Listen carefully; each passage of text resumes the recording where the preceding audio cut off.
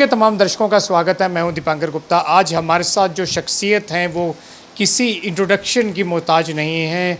भारतीय किसान यूनियन के राष्ट्रीय प्रवक्ता और अक्सर मीडिया में सुर्खियों में रहने वाले राकेश डकैत जी हमारे साथ हैं। हिमाचल से लेकर लेह लद्दाख, कश्मीर और फिर जम्मू में इस समय ये पहुँचे हैं। इन्हीं से सीधा बात करते हैं। जनाब, किसानों को मिलने आए हैं, क्या कहना चाहते हैं? किसानों से भी मिलने आए और हम हिमाचल के किसानों में मिले। 4 दिन हम वहाँ रहे, फिर हम लेह लद्दाख में हम गए और उसके बाद में श्रीनगर होते हुए आज ये उधमपुर में आज यहाँ पे आए। और मेनली किसानों का फोकस है, जो गांव में रहने वाले लोग उन पर फोकस है कि उनकी आमदनी कैसे बढ़े, लोग पलायन ना करें। तो इन सब चीज़ों पर फोकस है। किसानों से भी बातचीत करते हैं। सर, ये बताएं, सरकार का दावा था कि 2021-22 तक किसान की आमदनी दुगनी हो जाएगी। क्या ग्राउंड पर आपको दिखता है? दुगनी तो नहीं, महंगाई तो ज़रूर दुगनी होगी, आमदनी तो दुगनी नहीं हुई।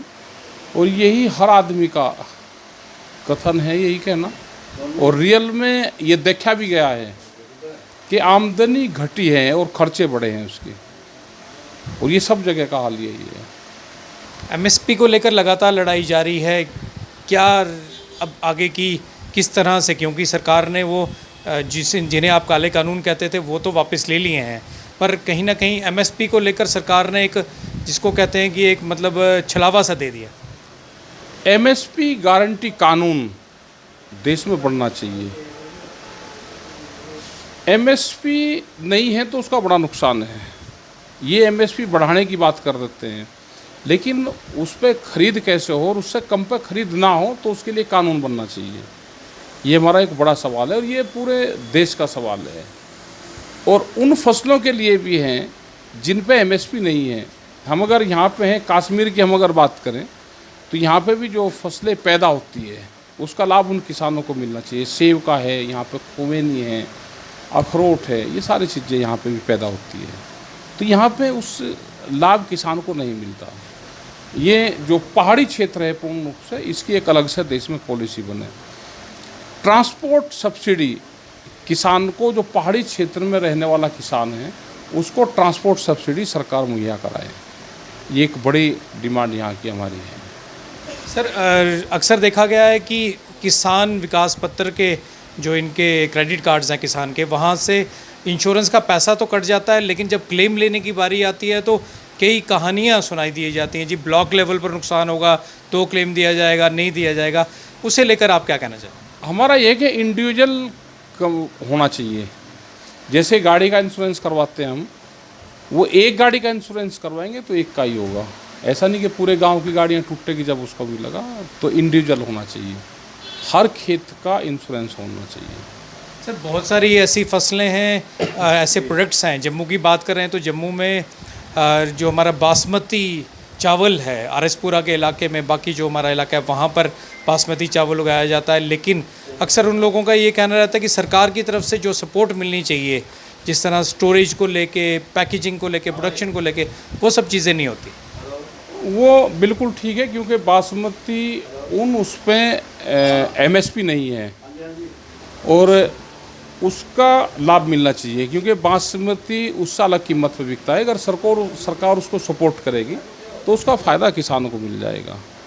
एमएसपी मोटे अनाज पे है, मोटे चावल पे है, लेकिन जो आरएसपुरा का जो हम बात करते हैं वहाँ पे एक किस्म से बहुत उच्च क्वालिटी का चावल वहाँ पे पैदा होता है। वो जो पाकिस्तान से सटा हुआ जो क्षेत्र हमारा है उसमें बढ़िया चावल पैदा होता है। सरकार उस पूरे क्षेत्र को रिजर्व करके और उन किसानों को प्रोत्साहन देना चाहिए, क्योंकि हमारा वो रिजर्ववार है राइस का, तो उसको लाभ किसान को होगा तो वो खेती उसमें करते रहेंगे। तो एक अच्छी क्वालिटी मेंटेन भी किसान करेगा, लेकिन सरकार की सपोर्ट के बिना वो नहीं हो पा रहा। सर, अक्सर कोल्ड स्टोरेज की डिमांड हर एक जगह से आती है और कोल्ड स्टोरेज एक बहुत बड़ा मुद्दा है। सरकार क्लेम तो करती है हमने काम किया है, लेकिन ऑन ग्राउंड आपको क्या लगता है कितनी ज़रूरत है? एग्रीकल्चर के नाम पे इंडस्ट्रीज को फ़ायदा होता है।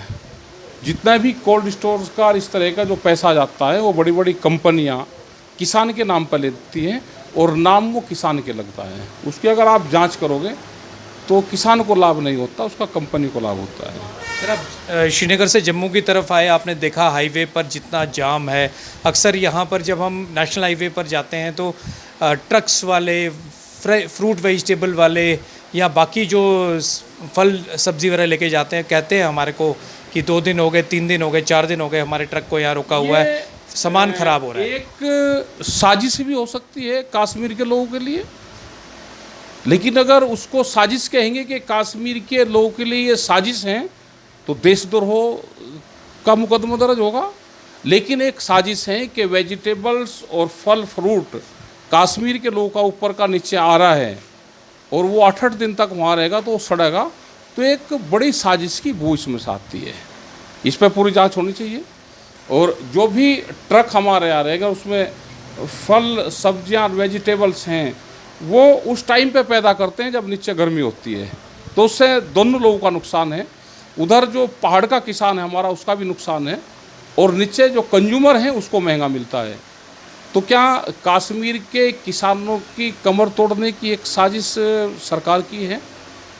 तो इसकी पूर्ण रूप से हम जांच चाहते हैं कि हो। आज भी करीब 50 किलोमीटर लंबा हमको जाम मिला, और वे ट्रक्स वाले वे थे कि जिन्होंने कहा कि हम 9 दिन से 10 दिन से यहाँ पर खड़े हुए हैं। तो इस तरह का नहीं होना चाहिए, एक पॉलिसी बननी चाहिए। कश्मीर हमारा हिस्सा है, वहाँ के लोग भी हमारे हैं, और उन लोगों को फ़ायदा होगा और आपस में मेल जोल बढ़ेगा। टूरिज़्म पे वहाँ पर बढ़ना चाहिए, और जो एग्रीकल्चर प्रोडक्ट वहाँ पे पैदा हो रहे हैं उसको नीचे जाने की सरकार की जिम्मेदारी होनी चाहिए। हम ट्रांसपोर्ट सब्सिडी की बात करते हैं, पूरे पहाड़ पे ट्रांसपोर्ट सब्सिडी पे पैसा सरकार खर्च करें, ये होना चाहिए। सर रेलवे का प्रोजेक्ट बहुत देर से पेंडिंग है, कश्मीर टू कन्याकुमारी अभी तक कटरा पहुंचा है, उसके आगे की जो इंटरकनेक्टिविटी वो नहीं हुई है। अगर कनेक्टिविटी हो जाती है तो पूरे हिंदुस्तान का जितना भी प्रोड्यूस है वो सीधा कश्मीर घाटी तक पहुंच पाएगा, लेकिन काफ़ी साल हो चुके हैं इस प्रोजेक्ट को, कितना है मान? इसमें काफ़ी साल से प्रोजेक्ट चला हुआ है, लेकिन रुका आया है। इस पर काम होना चाहिए। रेलवे के माध्यम से जो ये लाइनें बिछ रही हैं और कटरा तक आ रही, आगे भी ये जाएँ तो बहुत हमारा माल ढुलाई उससे हो सकता है। और ये भी देखा है कि रेलवे 50% सब्सिडी देता था, लेकिन वो बहुत प्रोडक्ट पे आपके लगते ये पंजाब से वो 50% की सब्सिडी वो अब नहीं दे पा रहा, खास करके पठानकोट और जो इस क्षेत्र पूरा पड़ता है उस पर रेलवे सब्सिडी दे, रेलवे आगे तक जाए, तो उससे वहाँ के किसानों को भी उसका लाभ मिलेगा सीधा। सर कहें तो आपने आखिरकार जो 3 काले कानून थे उन्हें वापस करवा लिया, अब लॉन्ग टर्म क्या मन में चलता है और किस उद्देश्य को लेके आगे बढ़े हैं? देखो, फसलों का लाभ मिल जाए वो एक बड़ा उद्देश्य है। हिल स्टेट में विलेज टूरिज़्म पॉलिसी, उस पर काम होना चाहिए। जैसे हिमाचल में ये पॉलिसी सक्सेसफुल हुई, ऐसे ही कश्मीर में भी ये पॉलिसी लागू हो, और टूरिस्ट बहुत जाता है कश्मीर में, उस पॉलिसी का सीधा लाभ वहाँ के किसान को होगा जो वहाँ पे खेती करता है, गांव में रहता है। सुरक्षा के प्रबंध वहाँ पे हों और गांव में टूरिस्ट जाएं। आज भी बहुत टूरिस्ट जम्मू कश्मीर में जा रहा है, उसको और हम बढ़ाने की ज़रूरत है। तो टूरिज़्म से बहुत पैसा हमारे पास में आ सकता है।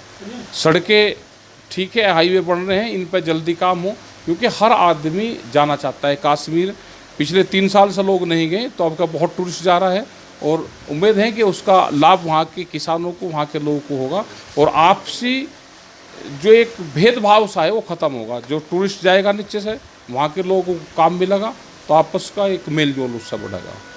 बात कर लेते हैं अग्निपथ की, और अग्निपथ स्कीम जो है उसमें युवाओं को किस तरह से, अगर हम कहें कि सरकार जो है वो एक उनका ध्यान भटकाने की कोशिश कर रही है, आपका क्या कहना है? हमने ये कहा कि 25% लोगों को, जो युवा है उसको परमानेंट करेंगे 4 साल के बाद में। उनकी छटनी कैसे करेंगे, कौन सा वो पैरामीटर है जिससे छांटेंगे? 4 साल बाद में उनका मानसिक, आर्थिक और शारीरिक शोषण होगा। उसके बाद में बहुत लोग उसमें को निकलेंगे और उसमें जाएंगे।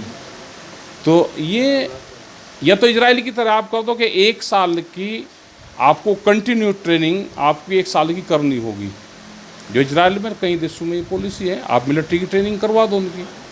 लेकिन ये 4 साल की पॉलिसी समझ में नहीं आई।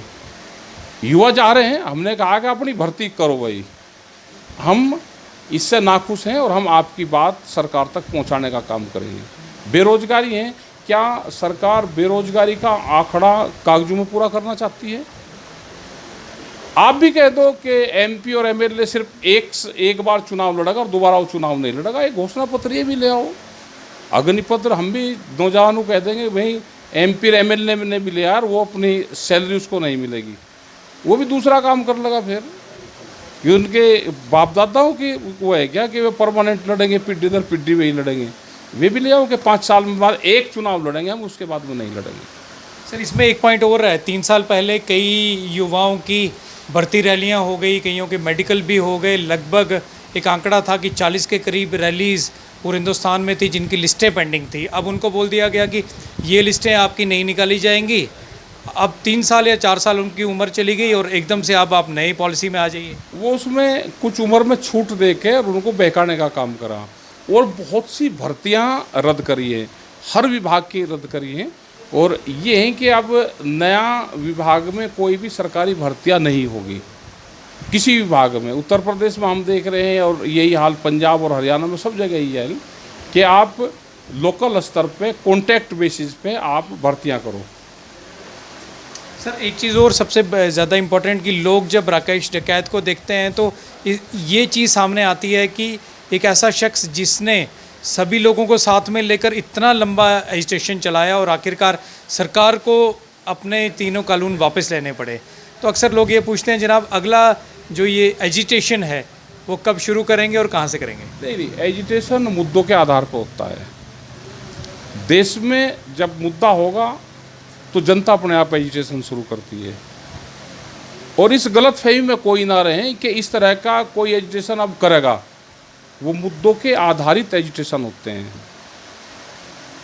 चलिए सर एक चीज़ और लास्ट, अमरनाथ यात्री जम्मू कश्मीर का दौर, जम्मू कश्मीर में आना शुरू हो गए हैं और अगले लगभग 40 दिनों तक आते रहेंगे, क्या कहना चाहेंगे? वे सरकार को रूटीन वाइज उनको भेजना चाहिए, क्योंकि आज भी हम देख रहे हैं कि बहुत यात्री रास्ते में फंसे हुए हैं। तो उतना ट्रैफिक और रजिस्ट्रेशन के हिसाब से भेजे कि जितनी वहाँ पे गुंजाइश हो उनका रजिस्ट्रेशन करवाते रहें, क्योंकि ज़्यादा भीड़ हो जाएगी तो सड़कें भी ख़राब हैं और आगे रहने की उनकी उचित व्यवस्था भी उस तरह की नहीं है। तो यात्री रजिस्ट्रेशन के हिसाब से ही ऊपर आए। आज भी हमने देखा कि करीब 40 से 50 किलोमीटर लंबा जाम है और बहुत यात्री उसमें फंसे हुए हैं। तो इन सब चीज़ों का ध्यान रखें और सरकार रजिस्ट्रेशन के आधार पर उनको भेजे। एक अंतिम सवाल, इलेक्शंस हिमाचल में भी हैं और संभवतः जम्मू कश्मीर में भी इस साल के एंड में होंगे। आपका जो किसान संघ है, किस तरह से आप कैंडिडेट्स उतारेंगे या क्या प्लान करेंगे? हमारा इलेक्शन से कोई मतलब नहीं, हम तो नॉन पॉलिटिकल हैं। हमारा मूवमेंट से है, जो घटनाक्रम हो रहा है उसको प्रेस के माध्यम से, उसको अधिकारियों के माध्यम से, सरकार के माध्यम से अपनी बात रखते हैं। हम तो नॉन पॉलिटिकल है, हमारा इलेक्शन से कोई मतलब नहीं है। मतलब ये यकीन मानिएगा कि राकेश टिकैत जी कभी एमपी का इलेक्शन या कोई इलेक्शन नहीं लड़ेंगे? तो ये थे राकेश टिकैत जी और आप इन्हें जानते हैं जब ये लगातार कई महीनों तक एजिटेशन करते रहे और आखिरकार सरकार को 3 काले कानून जो हैं वो वापस लेने पड़े। अब ये तमाम राज्यों में जा रहे हैं, किसानों से ऑन ग्राउंड मिल रहे हैं और जानने की कोशिश कर रहे हैं कि किस तरह की दिक्कतें ज़मीनी स्तर पर तमाम जो राज्य हैं वहाँ के किसानों को आ रही हैं।